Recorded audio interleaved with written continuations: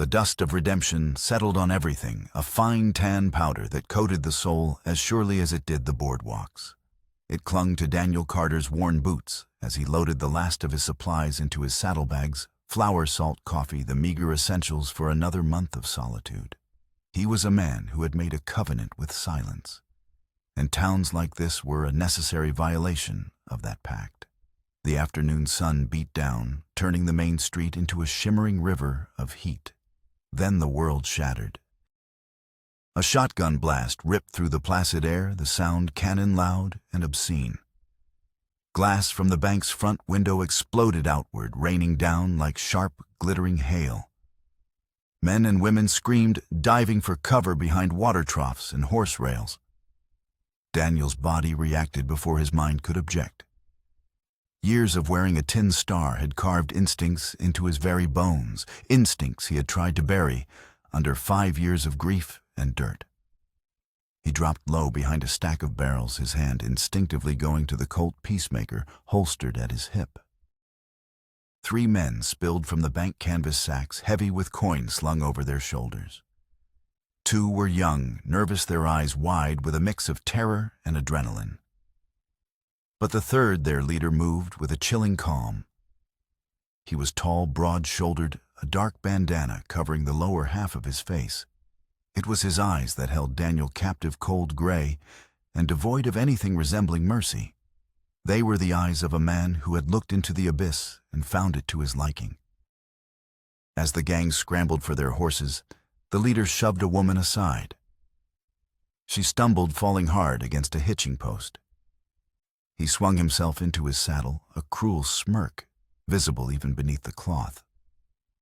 In his haste, a small object tumbled from his saddlebag, landing unnoticed in the thick dust. His horse reared hooves, pounding the earth, and then they were gone. A storm of dust and thunder vanishing down the long, straight road that led to nowhere. The town exhaled a collective gasp of relief and shock. Men ran to the bank, others helped the fallen woman. But Daniel's gaze was fixed on the object in the dirt. It was small and silver, catching the harsh sunlight. He moved toward it, his boots crunching on broken glass, and knelt. He picked it up, the metal cool against his calloused fingers. It was a locket, heart-shaped, tarnished with age, but intricately engraved with the image of a single blooming rose. His heart stopped. His fingers, thick and clumsy from years of mending fences and hauling timber, fumbled with the clasp. It sprang open. Inside, protected beneath a small, cracked pane of glass, was a faded tintype photograph. A woman's face smiled back at him, her eyes full of a light he thought he had forgotten. It was Sarah. His Sarah. The air rushed from his lungs. It was her locket, the one he had given her on their first anniversary, the one he had clutched in his hand as he watched the undertaker lower her coffin into the cold, unyielding earth 5 years ago. He had made sure it was placed around her neck, a final, useless token of a life he had failed to protect. He believed it was buried with her 6 feet deep in the hardscrabble cemetery outside what was left of their homestead. Yet here it was, fallen from the saddlebag of a bank robber with eyes as cold as a winter grave. The mystery was a physical blow, knocking the wind from him, tearing open a wound he had thought scarred over. This wasn't just a robbery. This was a ghost rising from the dust. This was a reckoning. And as Daniel Carter stood in the chaotic aftermath, the silver locket burning in his palm, he knew his long exile from the world was over. The ranch was a kingdom of one, carved out of a lonely valley, where the wind spoke more often than he did. It was a place of deliberate emptiness, a penance Daniel Carter served each day, from sunup to sundown. His cabin was small, built of hand-hewn logs, chinked with mud and stubbornness. The fences he mended were straight and strong, and the few cattle he kept were hardy, and his life was a metronome of mechanical precision, designed to keep his mind from wandering back to the places that hurt. Grief was the soil of this place, and guilt was the water that nourished it. He had lost everything 5 years ago, and in the quiet, merciless hours before dawn, he knew with a certainty that burned like acid that it was his fault. Sarah's death was a debt he could never repay.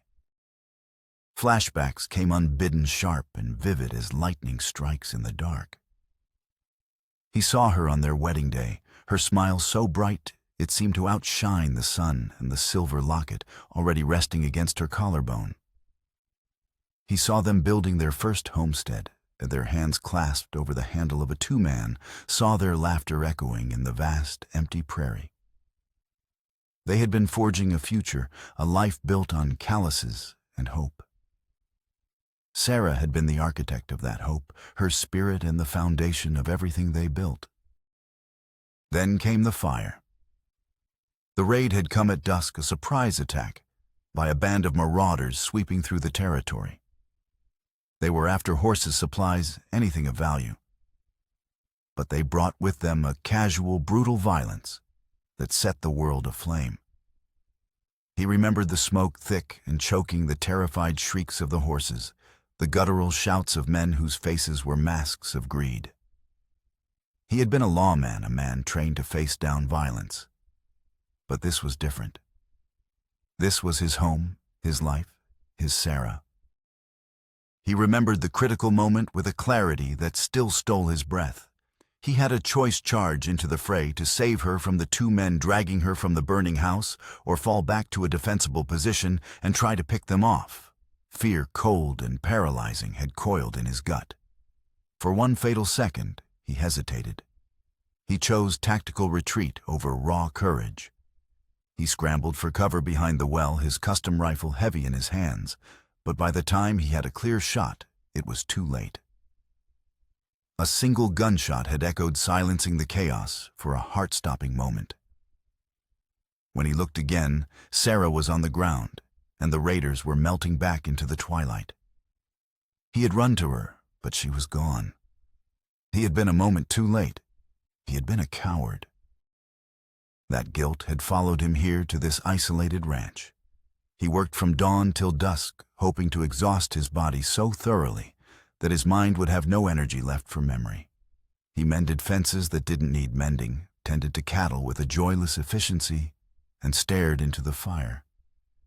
At night, the locket's reappearance, a constant burning question in his silent world. Who was that robber? How did he come to possess the one thing Daniel believed was sacred, buried with the woman he had failed?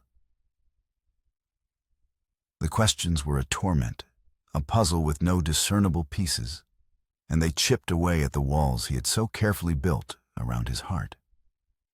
The ranch was his fortress against pain, but now the enemy was already inside the gates. Weeks bled into one another, the shock of redemption's robbery hardening into a cold, obsessive knot in Daniel's gut. The silver locket never left his person.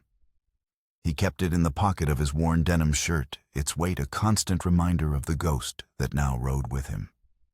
He had asked questions in town, but the robber and his gang had vanished, as if swallowed by the earth, leaving behind only fear and unanswered questions. Daniel had retreated back to his ranch, to the familiar rhythm of solitude. But the silence was different now. It was no longer empty. It was watchful. Winter announced its arrival not with a gentle dusting of snow, but with a furious, snarling blizzard that swept down from the mountains. The wind howled like a hungry wolf, piling snow into massive drifts that buried fences and turned the world into a churning sea of white.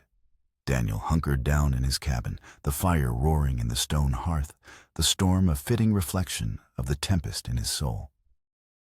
It was on the second day of the blizzard that a new sound cut through the wind's relentless shriek, a frantic, desperate pounding on his door. It was too weak to be a man, too panicked to be the wind. Daniel grabbed the rifle from its pegs above the mantelpiece, his mind racing. No one sane would be out in this. He unbarred the heavy door and pulled it open. A gust of wind and snow blasted into the cabin, and with it stumbled a small, frail figure. It was a boy no older than 9, his face blue with cold, his clothes little more than frozen rags. He collapsed onto the floorboards, a torn cloth sack clutched in one hand, so empty it was weightless. The child was half frozen and starving, his cheeks hollowed out by hunger, his eyes wide and dark, with a terror that went deeper than the storm. Daniel slammed the door shut against the blizzard, knelt and gently turned the boy over. He was shivering violently, his breaths coming in shallow, ragged gasps. Daniel carried the small frame to the fire, wrapping him in the thickest wool blanket he owned. He worked quickly, his movements sure, and practiced rubbing life back into the boy's frozen hands and feet. After several long minutes, the boy's shivering subsided enough for him to speak. His voice was a raw, broken whisper. "My father. He'll beat me." Daniel paused, his hand hovering over the boy's shoulder. Why would he do that? The trap lines were empty. The boy stammered, his teeth still chattering. "I was supposed to check them. I slipped, lost the knife. He'll know I failed." The fear in the boy's voice was an old, familiar wound. It was the fear of inevitable punishment, of cruelty wielded as a tool of control. Daniel's jaw tightened. "What's your name, son?" "Thomas." "And your father, Thomas. What's he like?" Thomas flinched, curling deeper into the blanket, as if the question itself were a threat. "He's mean," he whispered. "He has cold eyes, and he smiles when he's angry. He and his new friends rode in a few weeks back. They had a lot of money." A chill, colder than the blizzard outside, crept down Daniel's spine. Cold eyes. A cruel smile. A gang that had recently come into money. The description was a perfect match for the bank robber from Redemption, the man who had dropped Sarah's locket. The pieces clicked into place with sickening certainty. This was not a coincidence. This was fate, or something darker knocking on his door. The mystery of the locket was no longer a distant puzzle.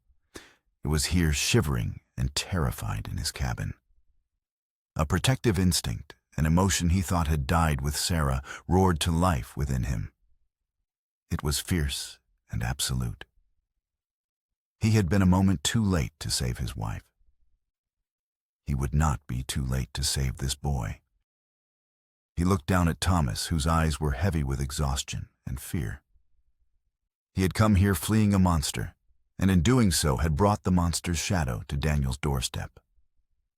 Daniel knew with the weight of profound certainty that taking this boy in was an act of war. It was a challenge issued to the man with the cold eyes. "You're safe here, Thomas." Daniel said, his voice low and steady as bedrock. "You can rest. Let the storm rage. Let him come." The blizzard raged for 2 more days, cocooning the small cabin in a world of white and wind. Inside, a fragile peace took hold. Thomas thawed and fed slowly began to unfurl. The terror in his eyes was replaced by a wary curiosity. He watched Daniel with the quiet, intense scrutiny of a wild animal learning to trust.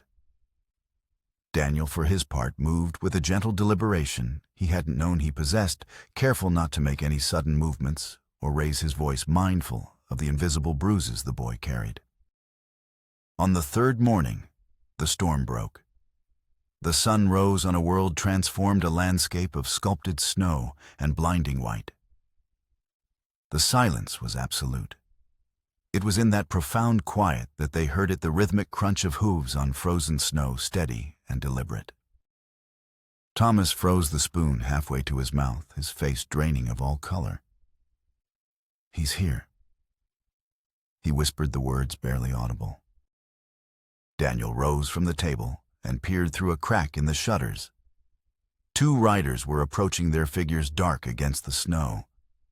One sat tall and broad in the saddle, the posture of a man who believed the world belonged to him.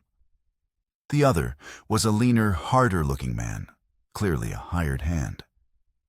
As they drew closer, Daniel could see the leader's face. Even from a distance, the cruel set of his jaw was unmistakable.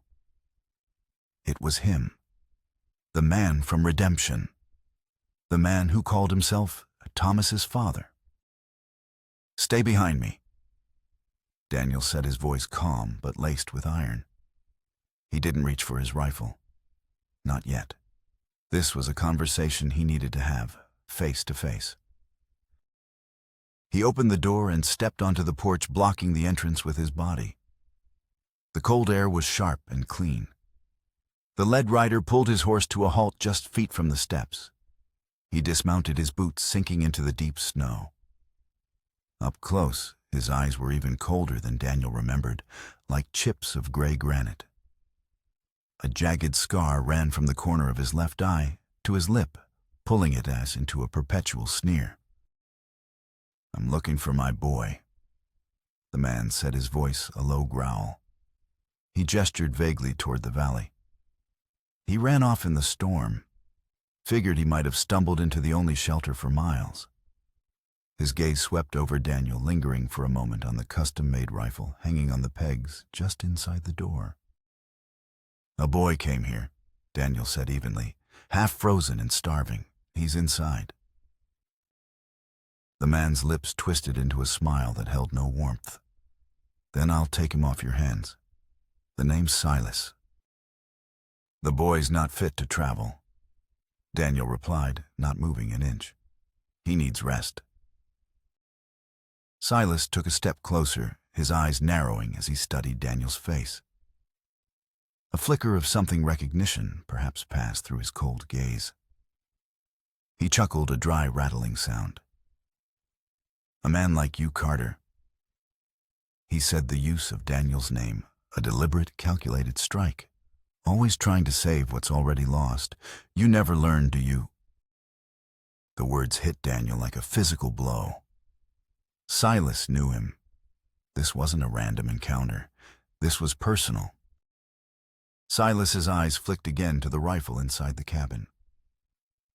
"Fine rifle," he remarked, his tone casual but edged with menace. "A man could defend his home with a weapon like that, if he's quick enough." The subtext was as sharp as a blade. It was a direct, brutal reference to the raid, to the hesitation that had cost Sarah her life. This man wasn't just here for Thomas. He was here to torment Daniel, to twist the knife in a 5-year-old wound. Daniel's hand flexed at his side, the urge to draw his Colt a burning fire in his veins. But he held his ground, his voice dropping to a low, dangerous register. "The boy stays. He's my blood." Silas shot back, his smile vanishing, replaced by a mask of cold fury. "Blood gives you no right to break him," Daniel countered. For a long moment, they stood locked in a silent battle of wills, the hired hand watching impassively from his horse. Silas was testing him, prodding at the fences of his resolve, searching for the weakness he had exploited once before. But the man standing before him was not the same man who had frozen in fear 5 years ago. Grief had burned away that man, leaving something harder, something less breakable. Finally, Silas took a step back, a look of grudging respect mixing with the hatred in his eyes. He mounted his horse, his movements fluid and confident. "Have it your way, Carter." Silas sneered, pulling on his reins. "Keep him warm. But this valley is small and the winter is long. This is far from over." He wheeled his horse around, and with his hired hand following, rode away, their dark figures shrinking against the vast, white canvas of the snow. Daniel watched them go, the cold seeping into his bones, a cold that had nothing to do with the winter air. This was no longer just a mystery about a locket. It was a war with a ghost from his past, and Thomas was the battlefield. The silence Silas left behind was heavier and more threatening than the blizzard had been. Daniel stood on the porch for a long time, the man's veiled threats echoing in his mind. "If he's quick enough." The words were a brand searing the old wound of his failure. Silas hadn't just recognized him. He had dissected him with a few chosen words, laying bare the guilt that had been Daniel's constant companion for 5 years. He finally went back inside the warmth of the cabin, doing little to chase away the chill that had settled deep within him. Thomas was huddled by the fire, his small body trembling. "He knows your name." The boy whispered, his eyes wide with a new kind of fear. It was no longer just the fear of his father, but the fear of what his presence had brought down upon this quiet man. "It seems he does," Daniel said, his voice grim. He stoked the fire, the simple physical act, a small anchor in a suddenly treacherous sea. He had to know more. The connection between Silas the Raid and Sarah's locket was a tangled knot, and pulling at one thread only tightened the others. There was only one person he could trust to help him unravel it. The next morning, under a sky the color of lead, Daniel saddled his horse. He gave Thomas a simple instruction: "Bar the door behind me and open it for no one." The boy nodded, his face pale but resolute. He understood without needing to be told that the fight had begun. The ride to Logan's Point was long and cold, a journey of 20 miles through snow-choked passes and frozen forests. It was a larger, more established town than Redemption, and it was home to Sheriff Hank Miller, one of the few men from Daniel's past life as a lawman that he still trusted. Miller was a man carved from oak, and principle his face, a roadmap of hard-won wisdom and countless prairie winters. Daniel found him in his office, a pot of thick black coffee bubbling on the stove. Miller's eyes, a faded but sharp blue, widened in surprise.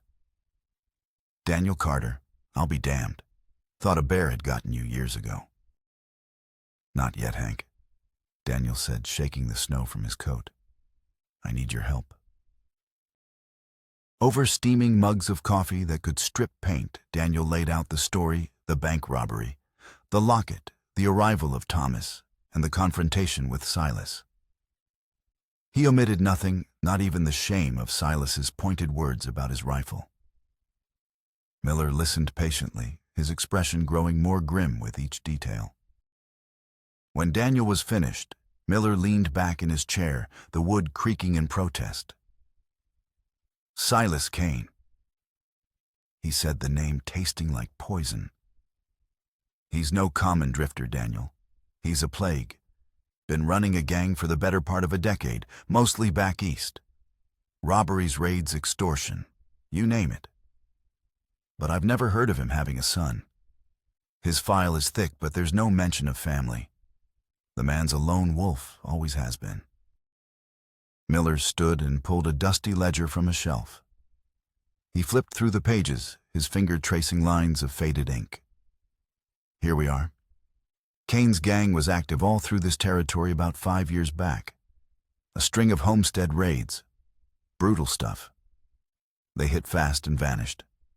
Sound familiar?" The air in the room grew thin. It was his gang. Daniel said the words flat and heavy. They were the ones who... He couldn't finish the sentence. He didn't have to. "It fits the timeline." Miller confirmed, his voice gentle. "I'm sorry, Daniel." The confirmation was a cold weight in Daniel's stomach. Silas wasn't just a man who knew of his past. He was an architect of it. He had been there that night. He had seen Sarah die, and somehow he had taken her locket. Daniel rode back to the ranch with a storm of questions raging in his mind. The confrontation was no longer random. It was personal, deliberate, when rooted in that night of fire and death. He found Thomas waiting the bar, still drawn across the door. In the days that followed, a new routine settled over the ranch. The shared danger forged a fragile bond between them.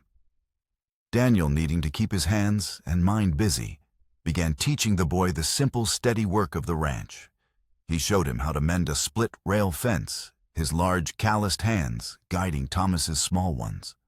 The boy was a quick learner, his focus absolute, as if the solid, tangible work could somehow rebuild the broken parts of his own life. One afternoon, as they sat on the porch in the thin winter sun, Daniel gave Thomas a block of pine and a whittling knife. "My father taught me," Daniel said, the memory surfacing unexpectedly. "It's good for the hands, better for the soul." Thomas took the wood and knife, his fingers clumsy at first. But as Daniel showed him how to shave away the corners, how to follow the grain, a small, rough shape began to emerge. During these quiet moments, Thomas started to talk, offering small, fragmented pieces of his life with Silas. The stories were inconsistent, full of contradictions. One day he'd mention a childhood in the mountains. The next, he'd talk about a dusty town in the flatlands. Then, one evening, while carving what was beginning to look like a small bird, Thomas said something that made Daniel's blood run cold. He used to talk a lot when he was drinking. Thomas said, his eyes fixed on the piece of wood. "About a man out east. A partner, I think. He said the man owed him a life. Said the man ran when he should have fought, and that a debt like that, it has to be paid." Daniel stopped breathing. A man out east, a partner, a debt. The pieces were no longer just clicking into place. They were forming a horrifying picture. This wasn't about a locket or a raid or even about Thomas. This was about revenge. A long, cold, and meticulously planned revenge, and Daniel Carter was its target. The winter days grew shorter, the shadows longer. The bond between Daniel and Thomas deepened, forged in the shared quiet of their work and the unspoken tension of waiting. Thomas was slowly healing.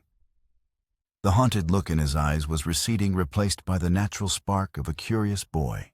He learned to saddle a horse, to read the signs of an approaching storm in the clouds, and his small wooden bird was gradually taking shape, its wings poised for flight.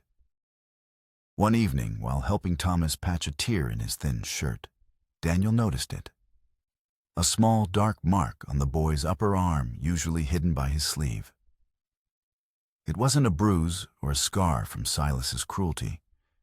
It was a brand deliberately placed, a simple circle with a cross inside. Daniel had seen marks like it before on cattle and horses, but this was the mark of an institution. His heart hammered against his ribs. He waited until they were sitting by the fire, the cabin warm and secure against the cold night. He kept his voice soft, gentle, knowing that any hint of accusation would send the boy retreating back into his shell of fear. "Thomas," he began, "that mark on your arm. Can you tell me about it?" Thomas instantly froze, his hand flying up to cover the spot. The fear was back in his eyes, stark and immediate. He shook his head, refusing to look at Daniel. "It's all right, son," Daniel said, his voice a low murmur. "You're safe here. Nothing you say will ever bring you harm in this house. I just need to understand." He waited. The only sounds were the crackle of the fire and the frantic beating of his own heart. Finally, Thomas's shoulders began to shake. A single tear traced a path through the grime on his cheek, then another. The dam of secrets he had so carefully maintained for a year finally broke. "He's not my father." Thomas sobbed, the words tumbling out in a choked rush. "He's not. My real parents. I never knew them." He pulled up his sleeve, revealing the brand.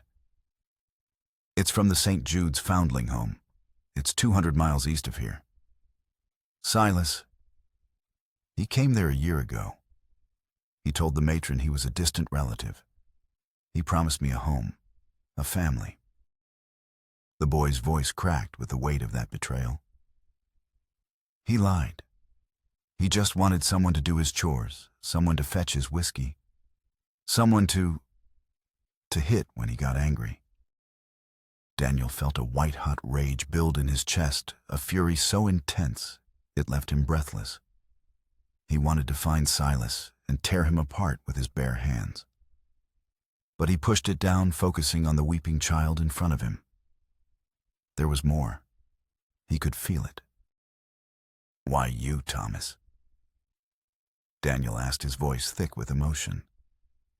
"Why did he pick you out of all the children there?" Thomas wiped his eyes with the back of his hand, his small body racked with tremors. "I don't know.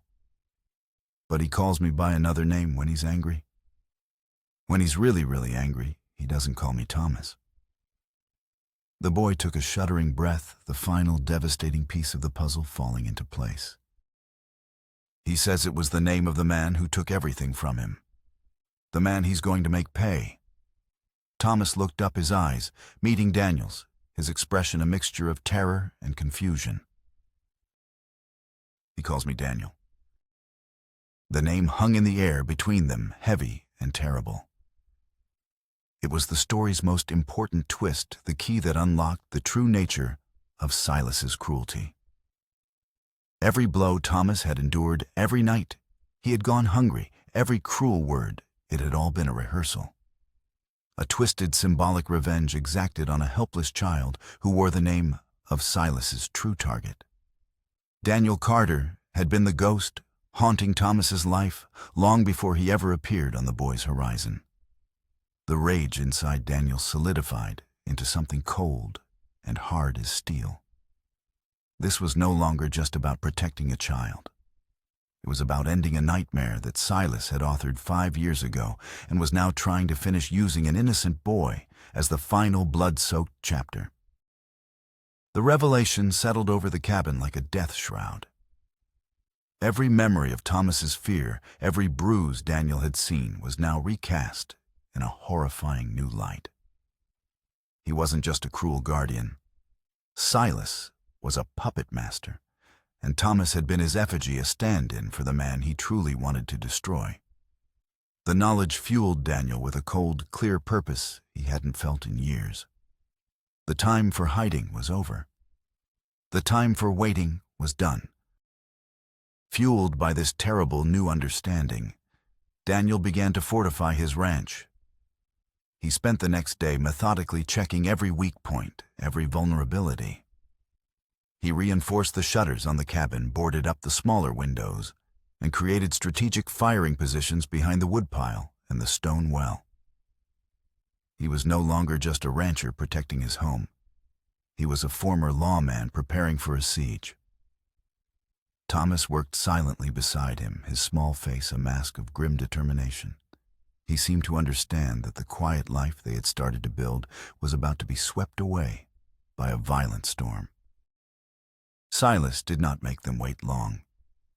His retaliation was not a swift, angry outburst, but a slow, methodical strangulation. He started not with fire, but with poison. One morning, Daniel went to the well to draw water and found the surface coated with a sickly, oily sheen. The water was tainted, undrinkable. Silas was trying to choke them out, to strip away the most basic necessity of life. The next night, the cattle were gone. Daniel found the fence cut, the snow trampled by dozens of hooves. Silas had rustled his entire herd, the sum total of his worldly wealth, leaving him with nothing but the land itself. He was being stripped bare piece by piece, just as Silas had no doubt felt stripped bare 5 years ago. The final message came at dawn. A Bowie knife was plunged deep into the cabin's front door, pinning a piece of tanned leather to the wood. Scrawled on it in crude lettering was a simple, chilling challenge. "Herder, the boy is mine now. If you want him back, meet me in Redemption. The old saloon. Sundown. Come alone, or he dies before you even get close." Daniel's blood ran cold. He ripped the note from the door, his heart pounding in his chest. He raced to the small loft where Thomas slept. The bedroll was empty. The small wooden bird lay on the floor, its wings unfinished. Silas hadn't just attacked his property. He had taken the one thing that mattered. He had kidnapped Thomas. The stakes had been raised from a fight for survival to a desperate rescue mission. Silas had methodically dismantled Daniel's present and was now holding his future hostage. The confrontation was no longer a matter of if, but when and where. Silas had named the place and the time. The half-abandoned saloon in Redemption, a ghost of a building in a town of ghosts, would be the final stage for their long-overdue reckoning. As Daniel saddled his horse, his movements were sharp and efficient. He slid his rifle into its scabbard and checked the chambers of his Colt. There was no fear in him now, only a singular burning focus. He had hesitated once 5 years ago, and it had cost him everything. He would not make that mistake again. As he rode out the setting sun, painting the snow-covered landscape in hues of blood and orange, he knew this was more than a ride to save a boy. It was a ride toward redemption or damnation, and only one of them would be riding out of that saloon when the sun went down. The town of Redemption was dying. Its false-fronted buildings stood like weathered tombstones against the bruised twilight sky. A sandstorm was brewing in the west, the wind kicking up dust and grit that stung the eyes and coated the back of the throat. It was a fitting atmosphere for what was to come. The derelict saloon sat at the far end of the street, its windows boarded up, its bat-wing doors hanging crookedly on broken hinges. Daniel dismounted, tethering his horse to a rail eaten away by rot. He pushed through the saloon doors, the screech of old wood echoing in the cavernous, empty space. The air was thick with the ghosts of stale whiskey and forgotten laughter. Dim light filtered through the cracks in the boarded windows, illuminating dust motes dancing in the gloom like frantic spirits. At the far end of the room, a grandfather clock stood silent, its hands frozen at 3:15, a monument to a time when this place had been alive. Silas was waiting. He sat at a poker table in the center of the room, a lantern on the table casting long, menacing shadows. Thomas was tied to a chair beside him, a gag stuffed in his mouth, his eyes wide with terror. A single hired hand, the same one from the ranch, stood near the back door, a shotgun held loosely in his hands. "Right on time, Carter," Silas said, his voice smooth and laced with venom. He gestured to an empty chair opposite him. "Have a seat. We have so much to talk about." Daniel didn't move. His gaze was fixed on Thomas, assuring himself the boy was unharmed. "Let him go, Silas. This is between you and me." Silas chuckled, a low, humorless sound. "Oh, it is. But the boy is part of it now. He's the stand-in for the man I should have killed 5 years ago. He's the price of your failure." He leaned forward, the lantern light illuminating the cruel triumph in his eyes. "You know I was your partner once. We rode together, fought together. I trusted you.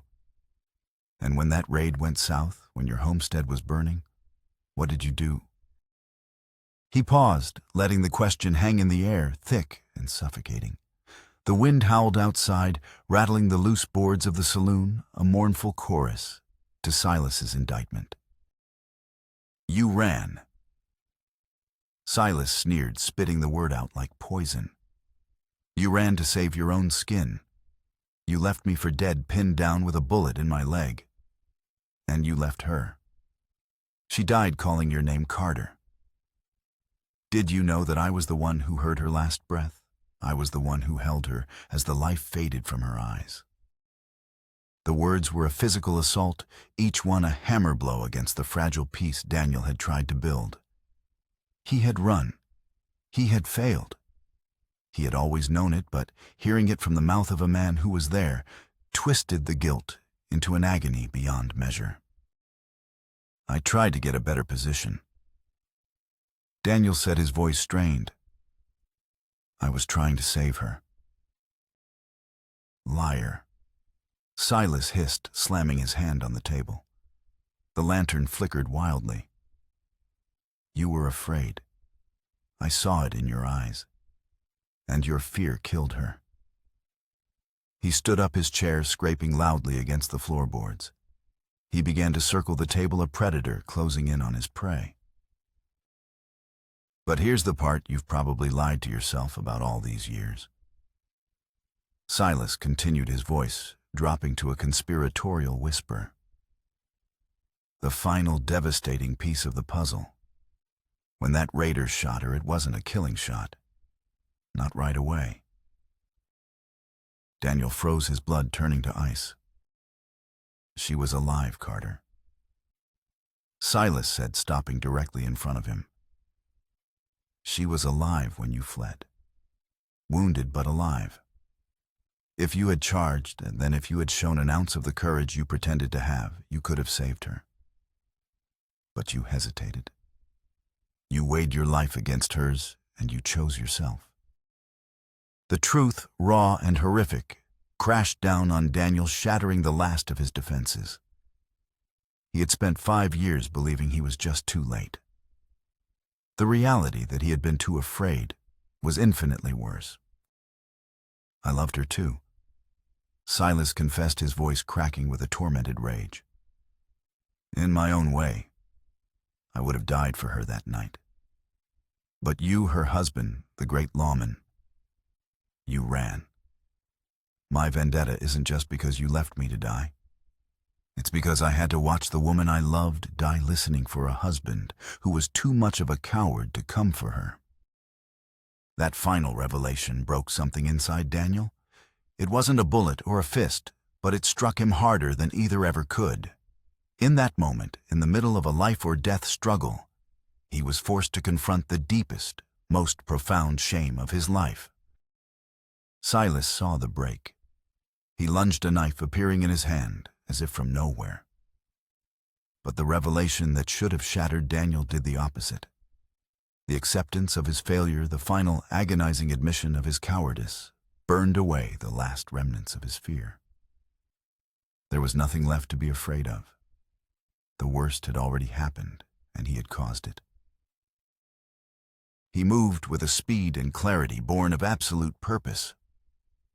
He sidestepped Silas's lunge, caught the man's wrist, and twisted. The knife clattered to the floor. The fight became a brutal, desperate brawl, a physical manifestation of their psychological war. They crashed over tables, their grunts and the impact of their blows echoing in the empty room. The hired hand raised his shotgun, but before he could fire, the saloon doors burst open.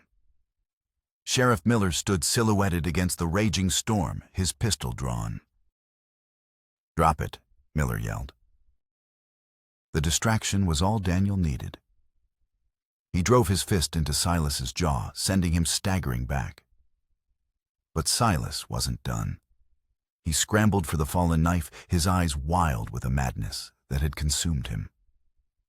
He lunged again, not at Daniel, but at Thomas. There was no hesitation this time, no tactical thought, only pure protective instinct. Daniel threw himself in front of the boy, intercepting Silas. He didn't disarm him with superior firepower or a clever move.